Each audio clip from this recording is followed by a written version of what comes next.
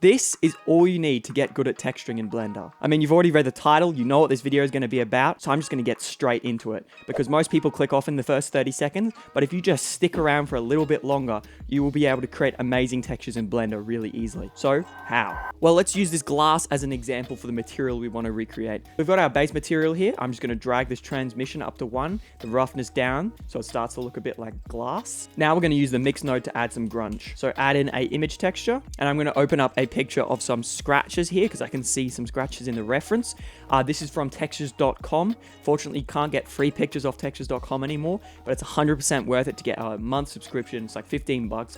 Get a bunch of credits, download lots of images, and then you can build up a collection like this. Anyways, I'll just get a picture of scratches. You can also probably find some copyright-free ones on Google. But with the scratches here, I'm going to add in a mix color node, the node that makes this whole method work and will literally revolutionize how you texture, so please just stick around. Anyways, we'll plug this scratches into A, duplicate it, get a different image of maybe some dust or something, dust overlay right here, and then we'll plug this color into B.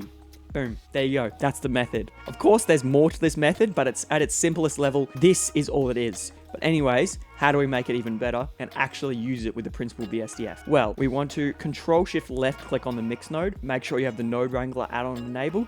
It's a default in Blender's preferences. You just got to click on it. But yeah, we can Control-Shift left click on it so we see this mix node. And now we actually want to change this from mix to screen because these images are black and white. Now they'll just be adding on top of each other. So it'll just be white on white. So now we can see the scratches and the dust, and then combined together, we get both. If we move this factor up to 1 and plug this result into our roughness here of our BSDF, Control-Shift left click back on the Principled BSDF, you will see not much has changed. Now that is because we need to add a color ramp, the node that really makes this method what it is. So we'll add this in before it goes into the roughness. And of course, always Control-Shift left clicking so we can actually see what our color ramp is doing. Also, quick tip, on any object that you want to use this method on, you'll need to UV unwrap it. So the best way to do that is just press Control A, apply the scale, go into edit mode, select the faces you want to UV unwrap, and press U and use cube projection, and then you can just scale that up how much you want in the UV editor.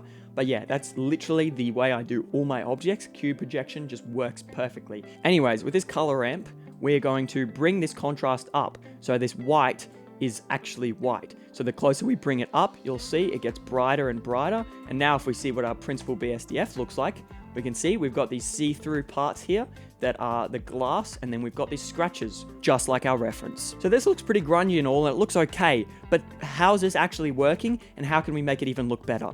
Well, what the color ramp is doing here is it's taking these values of black and white and we can control them. But what do those values even do when plugged into the roughness? Well, black, which is also 0, equals 0, which 0 roughness, if we just take this away and look, is completely shiny, completely see-through. It's like glass, it's like water, right? But if we change this roughness up to 1, it's completely rough. There's going to be no reflections. It's just matte. So with that knowledge in mind, we can actually change these color ramps values so that we get a more controlled look. It's not just really hard grunge like we were doing a second ago with pulling this contrast all the way up. So we're going to change the values now. This black can actually be moved up to something like 0.2. So now the glass isn't completely see-through. If you have a look here, even the bits where there's no scratches, it's a little bit like frosted. It's frosted glass. And I would also do this for any other objects. Like, by the way, this glass is just an example.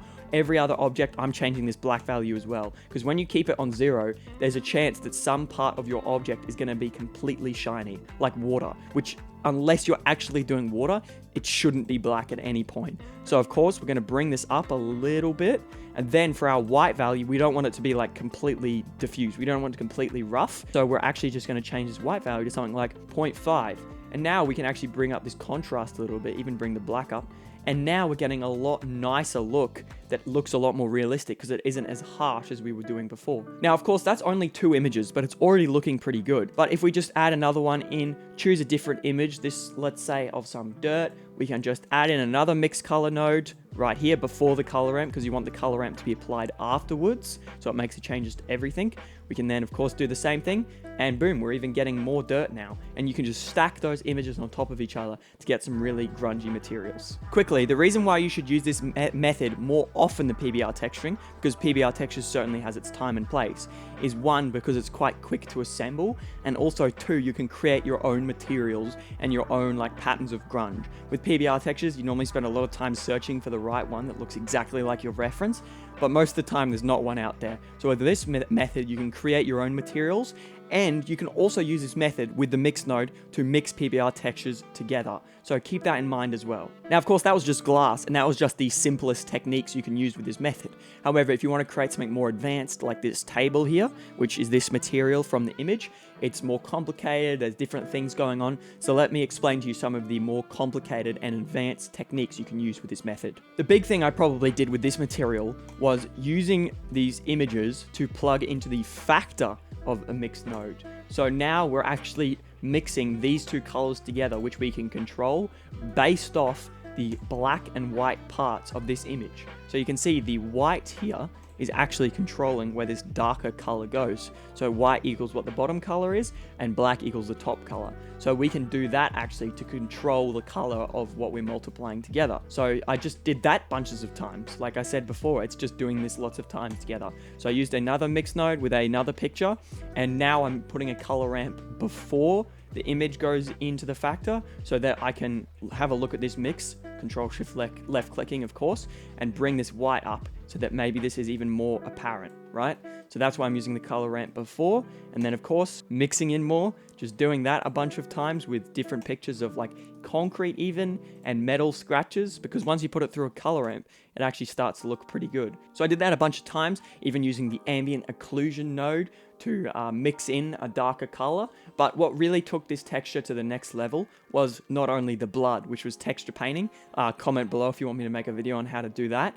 But it was also using this complicated node setup, which really isn't that complicated. It's just using these color ramps before going into things like the metallic and the roughness. So I did that, and then you've got an awesome material that's really grungy. I mean, this method is just so powerful. I've used it to texture everything in this scene.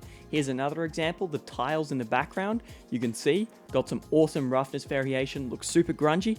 And this node tree might look long and complicated, but if I break it down for you, it's literally just more mix nodes. See, mix into mix into mix, mixing in this darker color with a picture, with some color ramp, blah, blah, blah. Do that a bunch of times. And remember, the output goes into a color ramp, which goes in the roughness. And sometimes it even goes into the height of a bump map, just so you get a little bit of height variation. Here's one last example I'll show you.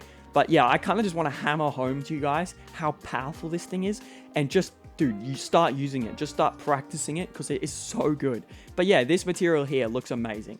If you told me it just took this when I started, like, I would have been mind blown. This looks like something a pro would create, or like you'd have to use Substance Painter. But no, it's literally just as simple as using this concrete image, which gets these little bits of grunge, plus this plaster image with the overall grunge, through a color ramp, of course, to increase the contrast, and then put that into a multiply node, because this is another blending mode that's really powerful.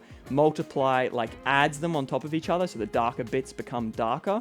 The screen does the opposite of that. So yeah, we use the multiply mix node, and then we change that through a color ramp to change the colors, of course, so that we have different colors for the roughness, and then literally just one base color, and it's metallic and it looks incredible. And this is just another example of the power of this color ramp. If I put that straight in, it just looks so unrealistic. That's so shiny because we've got values of black, which, yeah, is just not what a cabinet would look like. But when you put it through the color ramp, boom, it's amazing. Remember, you can use this technique literally everywhere. With PBR textures, you can mix in extra things with the roughness so you get the look you want. You can also mix PBR textures together to break up tiling. But yeah, this video was a quick breakdown of this method because it is just so useful, and I really want you guys to use this because it'll just make Blender so much fun, because you'll make some things that look awesome. So please go out and practice it and use it. I mean, I don't know what else to say to get you guys to use this thing, but it's just so helpful. Anyways, thanks for watching this video. Make sure to like, comment, tell me if this was helpful, if you used it, if it helped you, blah, blah, blah, what you want me to make a tutorial on next. Make sure to subscribe as well. Check out the Discord, join that, link below. And yeah, anyways, keep going with Blender. You got this.